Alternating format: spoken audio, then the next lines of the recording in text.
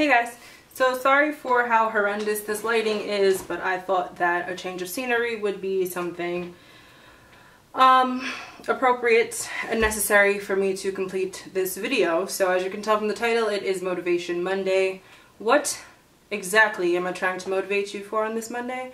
Well, I've been asked a lot how I stay motivated when I'm losing weight, and what was the main factor in me just getting up one day and being like, I need to lose weight, we're gonna do it today, and we're gonna do it now. So I'm kind of gonna go into what I feel were the most important factors in how I stayed motivated.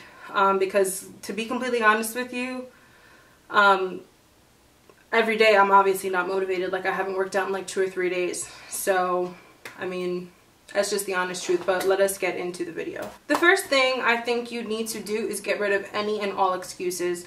It's very easy for us to make excuses as to why we can't do something when we haven't tried it yet, or things like that. And I think that I am so successful in my weight loss this time around because I got rid of my excuses. I stopped saying, I can't do so-and-so and this isn't gonna happen and yada yada yada, because I kind of realized in November that I was at my heaviest and I needed to change, but I felt like the work that I was putting in wasn't being shown, and that's because I wasn't putting in 100%. I would work out, but it wasn't for long enough. It was only 20 to 25 minutes, and I would get winded after that, and I'd just be like, okay, no, this is not going to happen. So I would stop. I would eat properly for the most part, like right after my workout, and then I'd be like, oh, I feel great, this is awesome, and then next thing you know it, ordering pizza because I'm like, I worked out. Even though I know that there's no way you can outwork or outwork out a bad diet.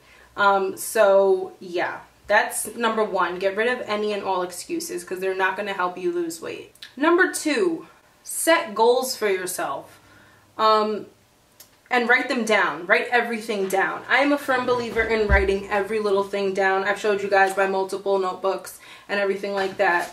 And I feel like writing everything down is very beneficial because it allows you to look back on your week, to see what you did, when you did it, and to see if you need to tweak anything. So if you didn't really lose any weight in the first week, or any inches or anything like that, and you feel like you just kind of plateaued for a week, I mean, you obviously have to give it time, but we all do want to see slight changes, and you can see changes in one entire week if you do a complete 180 of your diet. So yeah, just write everything down so you can look back and see what needs to be tweaked. After you write down your goals, I find that it's easy to start big and then make it small, if that makes much sense. So if you have a general goal of like, oh, I want to lose 50 pounds, so I want to go from point A to point B, that's great.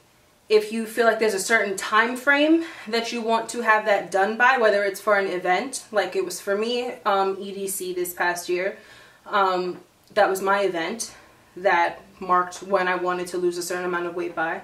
Didn't reach that goal, but I still reached a goal, so I was satisfied either way. But yeah, so you start off with that big goal, whether it's for an event or it's not for an event, but you just feel like there's a certain time frame you want this done. Write it down, look at it, see how many weeks you have, divide the amount of weight you want to lose by those weeks. And if you are giving yourself a goal of 5 pounds a week to lose, that's reaching a little too high. The recommended healthy weight loss per week is 2 to 3 pounds. Now granted, if you add in supplements and you work out twice a day, or you know, you have a ridiculously strict diet, of course you can achieve more than 2 to 3 pounds in a week. But realistically, just start off as making sure your goal is the 2 to 3 pounds a week. And in the event that you do lose more in those weeks, then those are victories, and those should also be motivating factors, because you know that you cannot just reach the minimum goal, but you can shoot for the max. After that, just find things that make you excited for reaching these goals. Like, I'll give you an example, and then you can kind of put it towards your own situation. But I got really excited for EDC because I had such a good time last year and it was amazing. It's a good atmosphere. The people, about 90%, are just friendly and amazing. So I was like, I really want to be comfortable there and like I want everything to be good. So what really got me pumped for it and what got me through my workouts was listening to EDM. And so that's what my playlist consisted of. Of course I would be upset at some points just in life due to whatever, and so I would listen to like my slightly more hardcore music, like listening to Slaves or Issues and Slipknot every once in a while, you know. So you just have to find things that are going to really motivate you through your workouts and that are going to want you to eat healthy. Another thing was I had these shorts that I used to wear when I was smaller, and I was like so excited because they were the first pair of shorts that I ever wore and purchased and was really happy about because they fit me properly and I felt comfortable in them. But of course after I bought them I never got to wear them. So I was like, alright, I'm going to fit in these shorts and I'm going to wear them at some point and I'm going to have confidence in them. Even if I don't look the best, I'm going to make sure that when they're on my body I'm going to be confident.